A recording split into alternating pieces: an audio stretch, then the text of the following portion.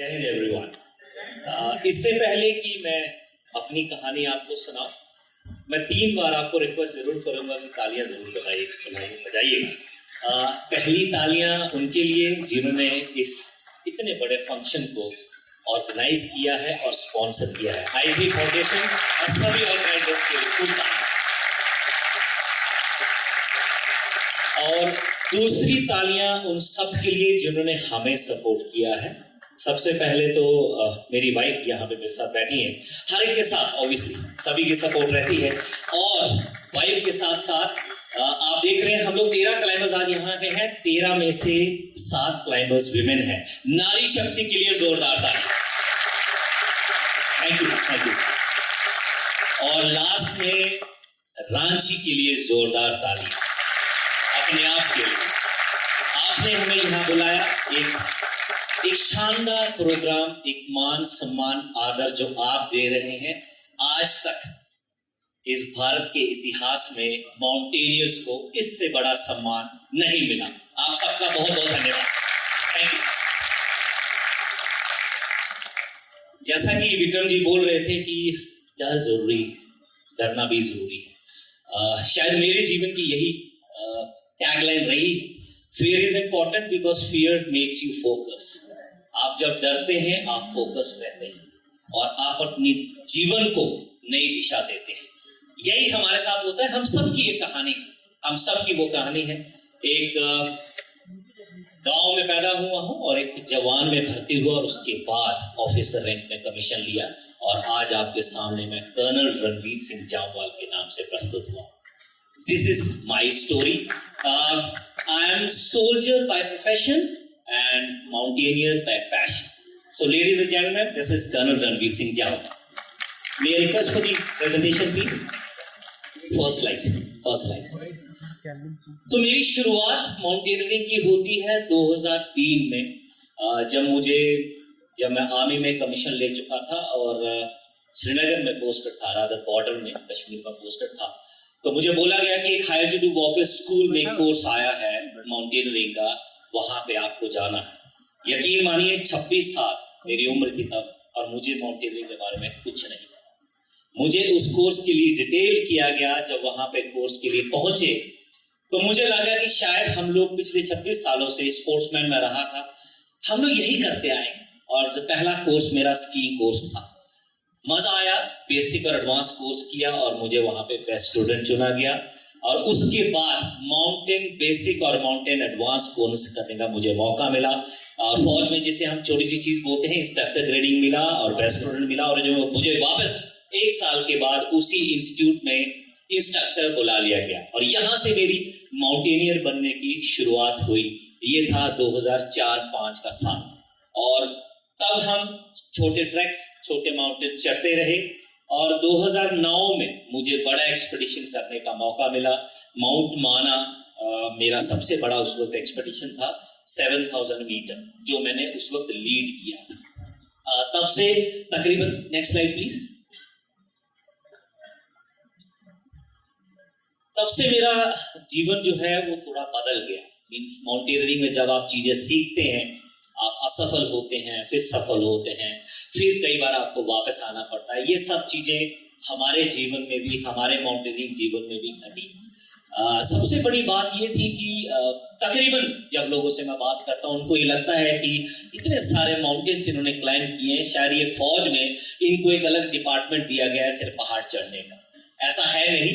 फौज में आपको अपना काम करना है, उसके अलावा आप जो करना चाहते हैं आप अपने टाइम पे कर सकते हैं। और वो टाइम आपका होता है आपकी जो 2 महीने की छुट्टी है वो तब। और ये काम तकरीबन मैंने तब किए हैं अपनी छुट्टी पे और तकरीबन अपने पैसे खर्च करके। 2012 में 2010 और 11 में मुझे वापस मौका मिला अच्छे एक्सपेडिशंस करके। उसके पहले क्या हुआ था उसकी कहानी भी मैं आपको जरूर बताऊंगा बाद में। 2012 में मुझे बड़ा मौका मिला एवरेस्ट पे क्लाइंब करने। वो मेरा पहला माउंट एवरेस्ट का एक्सपीरियंस था।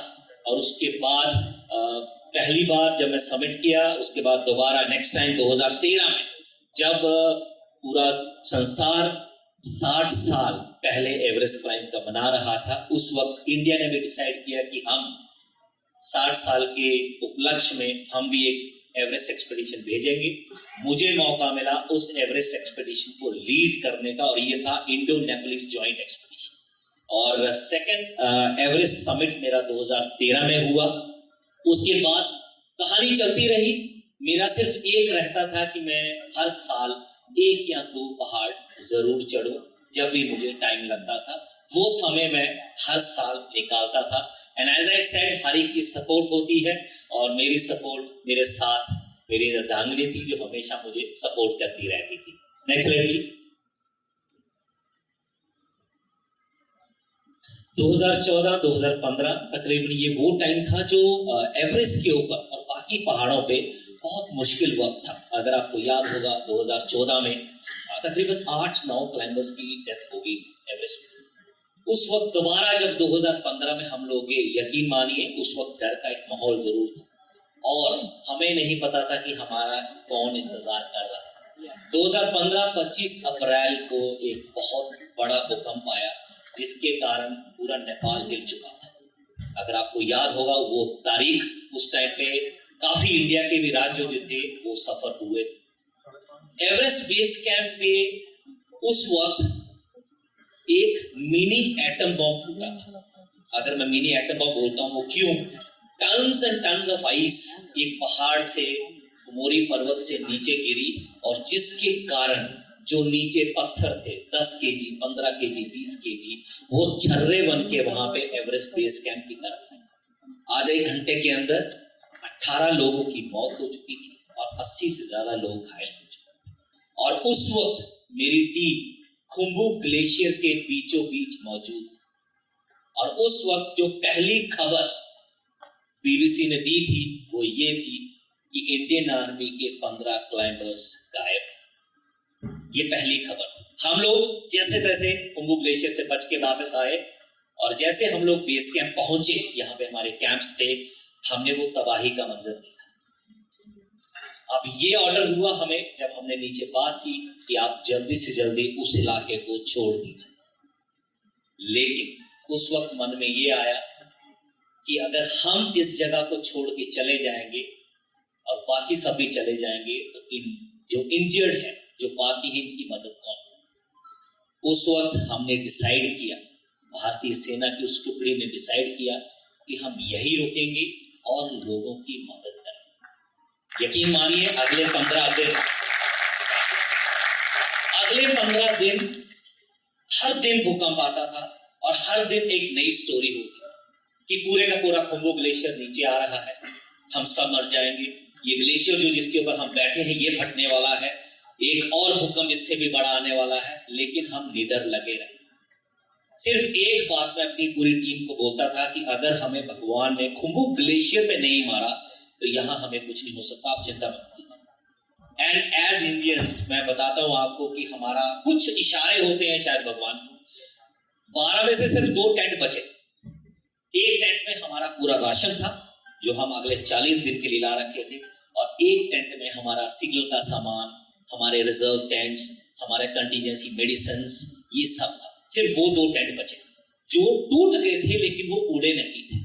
शायद ये हमारे लिए इशारा था कि हम वहीं पे रह के कुछ अच्छा करें, और वही हमने किया। हमने लंगर खोल दिया। सुबह, दोपहर, शाम जिनके पास खाने को कुछ नहीं है वहां पे आके खा सकते थे। मेडिकल एडवाइस और मेडिसिन देना शुरू किया, और जिनके पास टेंटेज नहीं था उनके लिए टेंट्स लगा के they also stayed with us. तो ये हमारी 2015 की स्टोरी थी। अब कई बार ऐसा होता है कि आप बोलते हो कि भगवान ने हमें बचा लिया, अब नहीं जाना, लेकिन 2016 में हमें दोबारा मौका मिला जाने का, और 2016 में हमने तीसरी बार, मैंने उस वक्त एवरेस्ट समिट किया था। Next slide. Thank you. उसके बाद तकरीबन हमारी जर्नी चालू रही, और 2019 में जैसा कि विक्रम जी ने बताया है, 7 कॉन्टिनेंट के जो हाईएस्ट माउंटेन है, इसका ख्वाब मैंने 2009 में देखा था, और वो ख्वाब मैंने 2019 में पूरा किया। एंटार्क्टिका का जो हाईएस्ट चोटी थी विंसन को क्लाइंब करना। उसके साथ ही तकरीबन बोलते हैं कि 3 बार एवरेस्ट किया है और 7 समिट किए हैं, और 50 से ज्यादा एक्सपेडिशंस की ये मेरी छोटी सी जर्नी है।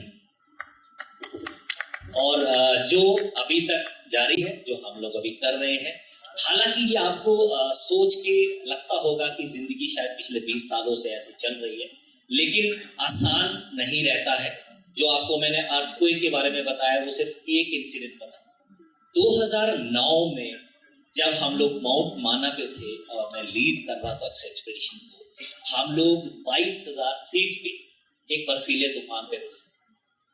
उस बर्फीले तूफान की ये दहशत थी कि 17 घंटे तक हमें अपना कैंप नहीं मिला और हम लोग भटकते रहे, और उसके कारण हमारी पूरी बॉडी हाइपोथर्मिक हो गई थी और पूरा जो शरीर का आखिरी अंग जो होते हैं यहाँ पे नहीं पहुंचा खून का इतना बहाव, नाक, कान, हाथ की उंगलियां वो फ्रॉस्टबिटन हो चुकी थी और उसके कारण मुझे एक उंगली गंवानी पड़ी। ये 2009 में मेरे साथ काफी क्लाइंबर से, हम लोग उसको 9 थे, 9 में से 7 ने ये बोल दिया कि साहब हमें बजरंगबली ने बचा लिया है, अब हम कभी पहाड़ की तरफ रुक नहीं गए। वो मेरी पहली एक सीख थी जो मैंने वहां से सीखी थी, और मेरा ये था कि अगर भगवान ने सिर्फ एक उंगली ली है, बाकी सब बचाई हैं, तो शायद बड़े के लिए बचाया होगा। अब मैं इसी माउंटेनियरिंग में कुछ करूं, ये मेरा उस वक्त था। और 2009 में वो 6 महीने हम लोग आर्मी में हमें बोला जाता है लो मेडिकल कैटेगरी। जब आपको कुछ ऐसी चीज हो जाती है तो आपको लो मेडिकल कैटेगरी कर दिया जाता है। 6 महीने के बाद दोबारा रिव्यू होता है और फिर बताया जाता है कि आप फिजिकली फिट हो अगले कार्य के लिए जाना है। उन 6 महीनों में मैंने किताबें बनाई, लिखी कि मैं आगे क्या कर सकता हूं। जो मैं आपको 7 समिट की स्टोरी बता रहा था, ये वही थी। मैंने वो किताबें बनाई और हर माउंटेन के बारे में पढ़ा और लिखा कि अगर मुझे अफ्रीका का हाईएस्ट माउंटेन चढ़ना है तो मुझे कहां जाना हो, क्या तैयारी करनी, कितने पैसों की जरूरत हो, ये सब चीजें मैंने लिखी। और वो किताबें जो मैंने 2009 में बनाई थी, वो फाइनल किताब मैंने 2019 में क्लोज की, जब मैं अंटार्कटिका का हाईएस्ट माउंटेन माउंट विंसन चढ़ा था। ये छोटी छोटी स्टोरीज जो होती हैं ये आपको मोटिवेट करती है। इनफैक्ट मैं तो ये बोलता हूं कि जब कोई बड़ा हादसा मेरे साथ होता है, मैं मानता हूं कि शायद वो एक मेरे लिए एक इशारा होता है कि भगवान आपको 2 कदम पीछे फेंक रहा है, रादर पीछे कर रहा है एक बड़े जंप के लिए। 3 स्टोरीज मेरे जीवन में बहुत इंपॉर्टेंट है। 2004 में मेरे साथ हादसा हुआ था जब मेरा घुटना टूटा। मेरा ये 1/4 घुटना नहीं है। तब मुझे रियलाइज हुआ कि शायद ये चीज मेरे साथ क्यों हुई, क्योंकि मैं रनिंग बहुत अच्छी करता था, उसके कारण मेरी रनिंग थोड़ी इफेक्ट जरूर हुई। लेकिन उसके बाद माउंटेनियरिंग के क्षेत्र में लगातार लगा रहा, और आपने देखा कि 2004 से तकरीबन 2012-13 तक मैंने क्या किया। उसके बाद 2019 में मैं एक छोटी सी दीवार से गिरा और मेरी दाएं हाथ की रिस्ट में मुझे एक रॉड पड़वानी पड़ी। उसके बाद भी मैंने सोचा शायद हमें बड़े एक्सपेडिशंस के लिए प्लान किया जा रहा है। और उसके बाद मैंने 2020, 21, 22 में एक साइकिलिंग एक्सपेडिशन किया, जो 6 देशों की यात्रा करके तकरीबन सभी तरह के जो भारत के वॉर मेमोरियल्स वहां थे उनको टच किया, और आखिर में सिंगापुर में हमने ये जर्नी कंप्लीट की। और वहां पे हमने आजादी का महोत्सव जो हम मना रहे थे पिछले साल, वहां पे हमने सुभाष चंद्र बोस जी की जो प्रतिमा वहां पे बनी है, वहां पे सैल्यूट करके उसको हमने कल्मिनेट किया। 5374 किलोमीटर 6 देशों की यात्रा 40 दिन में कर। और अभी जो हम कर रहे हैं, अभी हम आधे रास्ते में पहुंचे हैं, वो है हर शिखर तिरंगा। हम बाहर जाके बाहर के देशों के माउंटेन्स के बारे में बहुत बात करते हैं, मैं खुद करता हूं, 7 महाद्वीपों की हाईएस्ट चोटी चढ़ के आया। लेकिन ये एहसास हुआ और ये मन में आया कि हम हमेशा बाहर जाते हैं, हम किलिमंजारो की बात करते हैं जो 5900 मीटर है, हम यूरोप में हाईएस्ट जो है एल्ब्रूस उसकी बात करते हैं जो 4000 कुछ मीटर है। लेकिन हमारे भारत देश के अंदर इतने ज्यादा पहाड़ मौजूद हैं, हमारे देश के अंदर जितनी रेंजेस हैं उतनी किसी और देश में नहीं। Himalayas, Karakoram, Dhauladhar, eastern western Ghats, Aravallis, you name it, thing it is there. But हम लोग शायद उस चीज को सही से अब तक कर नहीं पाए। और मैं तो ये बोलता हूं कि कोई नहीं कर पाए, इसलिए मुझे मौका मिला इस चीज को करने का। और हम लोग अभी हैं मिशन हर शिखर तिरंगा पे, जिसपे हम हर स्टेट का जो हाईएस्ट चोटी है हम उस पे तिरंगा फहरा रहे हैं। और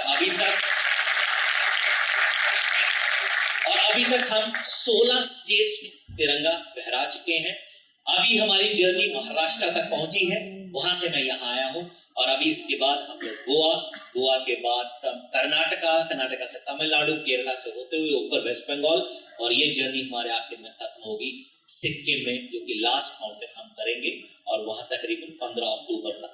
ये हर शिखर तिरंगा मिशन मैं चाहता हूं कि आप सब इसमें शामिल होइए और इस देश को, और रादर इस मिशन को हम एक नेशनल मूवमेंट बनाए। एंड मैं बहुत खुश हूं कि आज हमें यह मौका मिला है इस स्टेज से आप सबसे ये बात करने का, और आज के लिए आपका बहुत बहुत शुक्रिया। एंड में सिर्फ इतनी बात करूंगा, लास्ट स्लाइड प्लीज, कि हम लोग जीवन में कठिनाइयों का सामना करते हैं। हम सब के जीवन में कठिनाई आती है, और उसके बाद हम बाउंस बैक करते हैं। कुछ बिगड़ जाते हैं, कुछ बिखर जाते हैं, और कुछ बन जाते हैं। वही जिंदगी का शायद एक पन्ना है जो आपको पलटना है आपकी लाइफ। और मेरा ये हमेशा माने रहा है कि कोई भी लक्ष्य मनुष्य के साहस से बड़ा नहीं, हारा वही जो लड़ा नहीं। जिंदगी में अपने आप को आज से बेहतर करते रहिए, आप अपने जीवन को, अपने कल को और बेहतर बनाएं। बहुत बहुत धन्यवाद आपका। जय हिंद।